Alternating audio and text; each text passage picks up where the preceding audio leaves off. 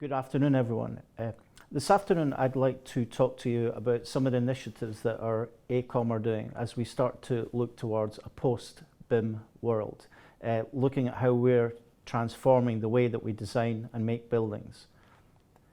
Now, for us, one of the things that we've been looking at is, well, what has really changed? Have we radically changed the way that we design buildings using a lot of the fantastic BIM initiatives that have developed over the last 10 years?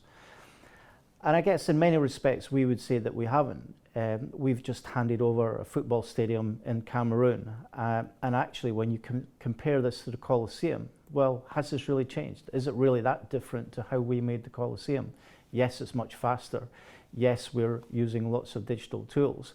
But fundamentally, it's not really that different. And actually, the Colosseum did actually have a huge number of innovations when it was built.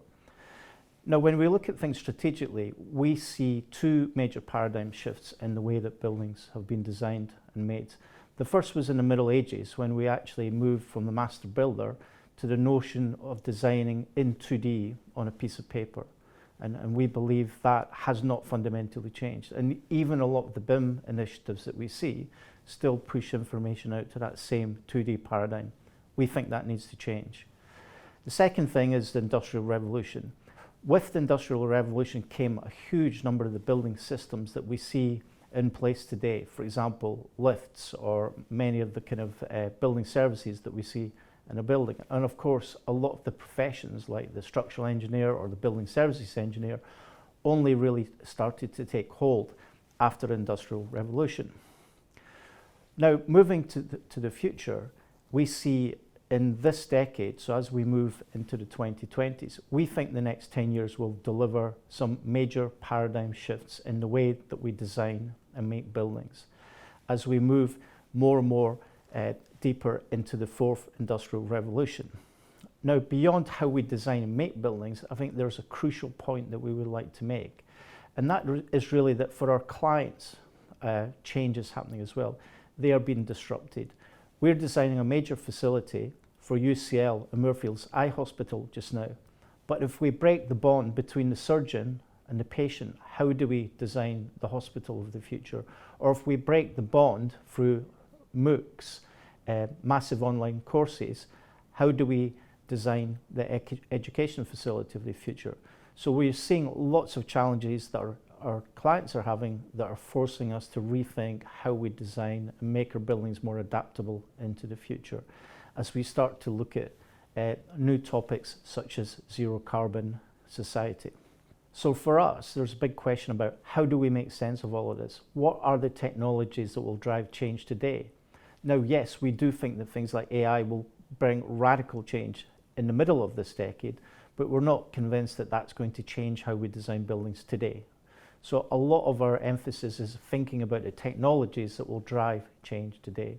And what I want to now explain is some of the things that we've been looking at that we believe will drive changes, not in 3 or 4 years' time, but today. Now, a crucial thing for us are, although BIM has delivered some great kind of systems and the way that we classify projects, the way that we look at asset information, it hasn't really changed the way that we design. We still make decisions very traditionally, and we make thousands of decisions on projects. So we think that needs to change.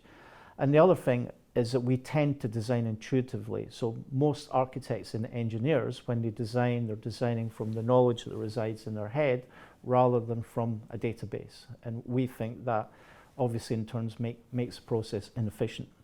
And of course, all of us, we're wedded to a single project process. We haven't really managed to move beyond that process. And of course, we're delivering all this great 3D information, but on the whole, we're asked for contractual documentation that's still wedded to 2D technologies, and we think that needs to change. And of course, if we do all this, it makes sense that we need some new procurement processes that can better connect the design and the making process. And that perhaps we should even be getting back to more prescriptive ways of working that allow us to move more consistently through the design stages. And of course, on top of that, things are getting more complex. We're seeing that on the projects where we're acting as lead designer, the complexity of the projects is increasing significantly, driven by the need to address a wide range of topics including, as I've already mentioned, net zero carbon society, or things like social value. So these topics are changing the whole nature of how we design buildings, making it much, much harder to work in traditional ways. Now for us, there is one major way that we can break this kind of impasse, if you like. And we believe that digital libraries are the future of how we design. We believe that mass customization as part of a digital library process is the way that we need to go as designers. And on a number of projects, that's how we're working. So in healthcare, in residential sectors, we're building digital libraries that allow us to work much more effectively from the outset. And as an example of how the digital libraries work, here you can see a staircase.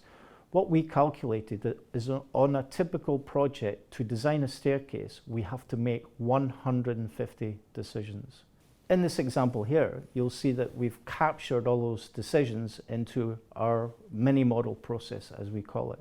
This mini model captures the balustrading, it captures the treads, the risers. The stairs are parametric, so we can adjust them very fast to suit standard staircases and so on. So we've basically taken most of the decisions away from that one-off project, allowing the handful of decisions that are important to that client and that project to be made and layered into our digital library process. And of course, once we take all of those 150 decisions away to a handful, it allows us to focus on other things. So for example, most precast stairs still have balustrading put together on site, holes are drilled on site. So of course, if we have a digital library process, we can now start to look at how to make that staircase safer and faster and more efficient to build. And of course, we're now starting to look at the tools of the manufacturer. So we're actually working with CAD/CAM ready tools as part of our customization processes. And on the right-hand side of this deck, you'll see our core configurator. So we're looking at ways that we can take pre-engineered elements and then layer in finishes. So working in the same way as the car industry, using configurators as part of the design process.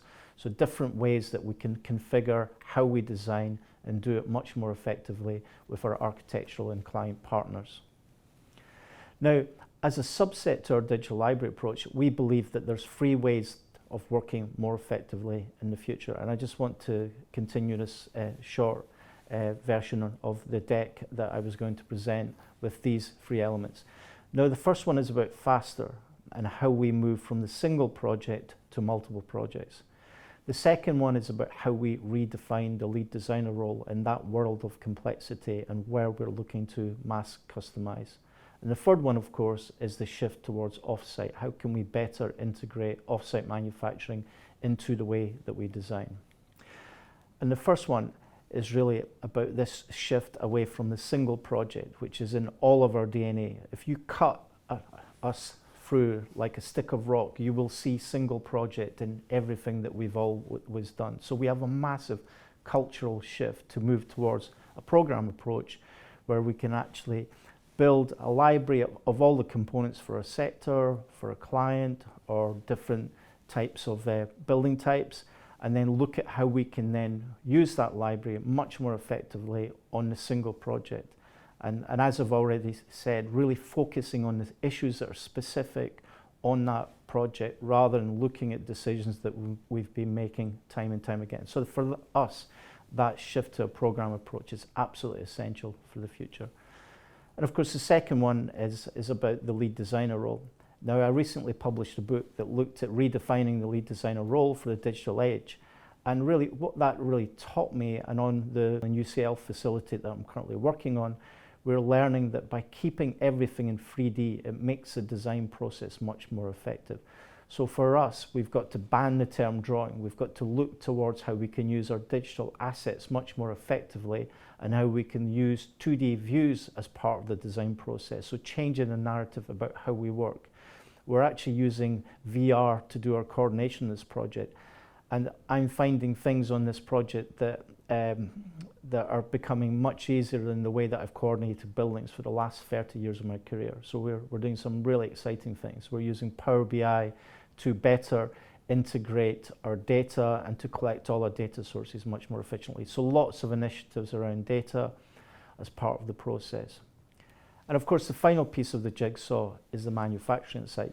Now, if you'd asked us 12 months ago how we saw the future of building buildings, we would have said that there would be a shift to manufacturing in the future. We do not see that as being the way that it will play out. Many building types, such as airports that we're currently working on with Heathrow and other clients, or the Oriole project that I just mentioned that has clinical and research facilities, will not be made in factories. Pieces of them, yes, but the size of those buildings dictates that it's very difficult for us to modularize or make volumetric parts that we're currently doing on our residential projects. So in those situations, we see a convergence of construction and manufacturing technologies. And we're working with Autodesk to look at how we can better integrate those tools. And what's really exciting for us is as we start to move to the language of the manufacturer, we're starting to see a great deal of new technologies coming to play. For example, we can now start to deliver bills of materials. We can look at how a PLM might add value to the whole design process. So we're seeing some really exciting things in that initiative.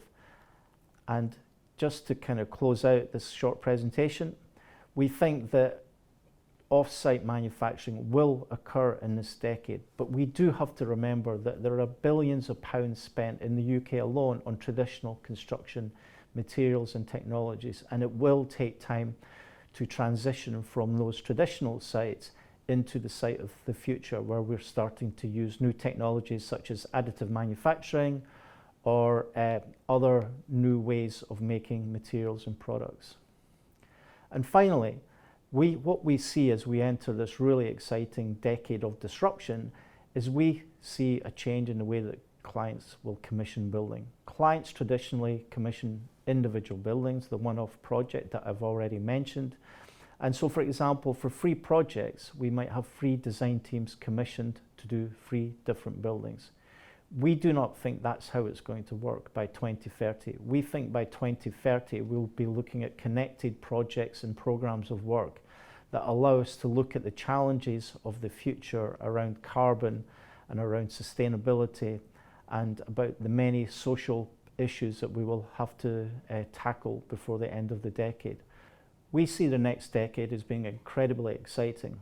We see clients as shifting beyond the single project with the single design team into connected programs of work, where the challenges of this decade around sustainability, carbon, social value can be tackled, whilst at the same time delivering faster projects, well-designed projects using customizable tools.